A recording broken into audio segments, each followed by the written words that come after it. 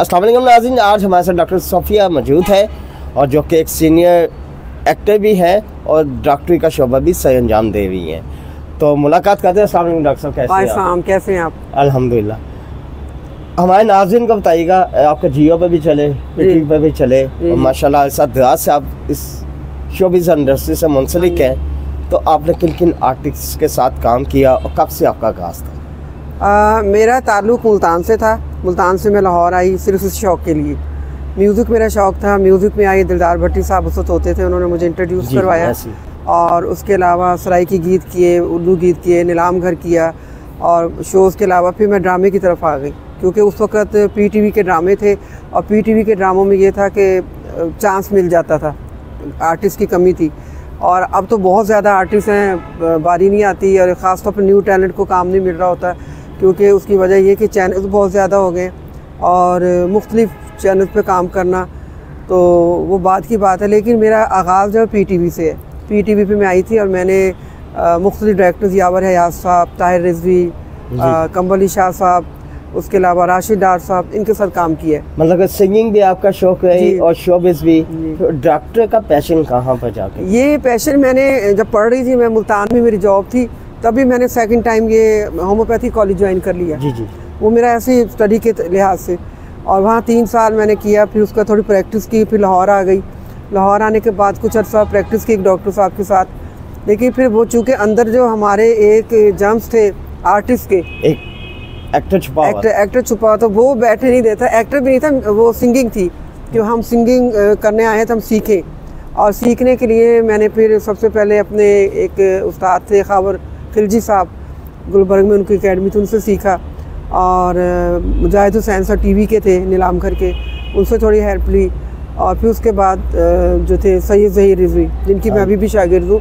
गो कि मुझे टाइम नहीं मिलता है म्यूज़िक का, लेकिन शौक़ ऐसा है कि बस कहीं ना कहीं दिल चाहता है कि कोई फंक्शन हो तो हम एंटर हो जाए। तो अभी भी ये सिलसिले का मौजूद है, आप रवा दवा है इससे? जी, बस थोड़ा बहुत कर लेते हैं, टाइम नहीं होता, इतनी मसरूफियत होती है। क्योंकि मेरा इसके अलावा शोबिज़ में जो है कमर्शियल्स का है, टैलेंट प्रोवाइड करती हूँ, उसके अलावा ख़ुद एज ए आर्टिस्ट काम करती हूँ। और मैंने बहुत से मतलब ड्रामे की, जिनमें से जो अभी रिसेंटली है नूर भी था, फिर जिन्हें रास्ते में ख़बर हुई, उसके बाद फिर तुम साथ निभा लेते, और उसके बाद अब मैंने जो लास्ट किया था वो था इश्क में पागल मिकाल के साथ, और वो उसमें और कराची के आर्टिस्ट थे वो। वैसे ड्रामा अगर नाम देखा जाए तो एक जगह आप आर्टिस्ट के इश्क में पागल है, एक ड्रामे का नाम इश्क में पागल है। पागल तो मुंसलिक होता है। हाँ, पागल तो है, लेकिन इसमें हमें पेचीदगियाँ भी बड़ी आई हैं। ऐसे ही है, हमने बड़े मतलब ना स्ट्रगल की है इस मामले में, और लोगों को देखा है कि लोग किस तरह से काम करते हैं, बड़े आर्टिस्टों को फॉलो किया है। अभी भी कल मेरी लगारी साहब से बात हो रही थी और मैं सोच रही थी कि हम इनको देख के आए थे, ऐसे ही आसिफ रज़ा मीर को देख के आए थे, लेकिन आज वो कहाँ हैं? वो फारिग, वो कहते हैं जी हम भी फारिग हैं, पैसा नहीं है, अच्छी हमें अमाउंट नहीं मिलती, हमारे काम को देखते हैं लोग लेकिन पैसा नहीं देते, तो हम बैठ गए। हालांकि हमारे जो सीनियर आर्टिस्ट हैं वो हमारे लिए एक एकेडमी का दर्जा है। बिल्कुल ऐसे जैसे दुबई के बाद, बारिश के बाद वो ड्रामे आज नहीं मिलते। जी नहीं मिलते, और उन्होंने काम किया है, मेहनत की है।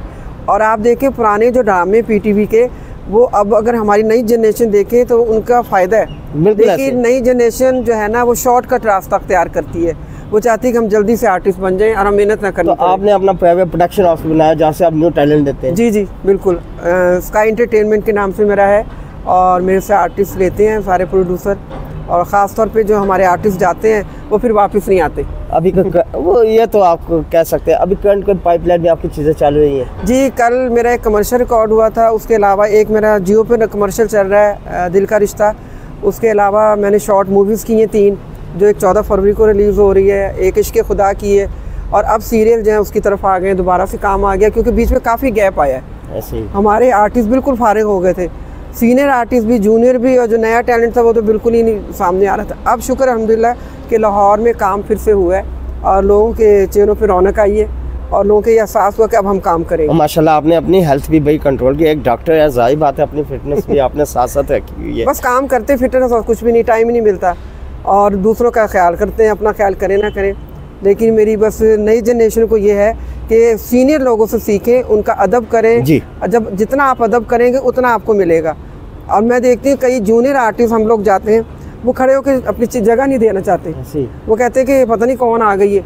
उनको नहीं पता कि हमने कितना सफ़र किया है मुल्तान से लाहौर, और फिर उसको पीटीवी से तमाम प्राइवेट जितने भी थे। सीनियर का एक रुतबा है, उनसे बंदा सीखता है, उनकी हम अभी तक सीनियर को देखते हैं, हम भी सीखते हैं अभी तक। और हम आपके कीमती वक्त का बेहद मशकूर हैं, आपने हमें टाइम दिया और लोगों को एक मैसेज दिया और लोगों को भी पता चला कि आप आने वाले वक्त में क्या करने जा रही हैं, आपका प्लेटफॉर्म कौन सा है, न्यू टैलेंट को कैसे प्रमोट कर रही हैं। तो तहे दिल से हमारी टीम आपका शुक्रिया अदा करती है। बहुत शुक्रिया जी, खुदा हाफिज़।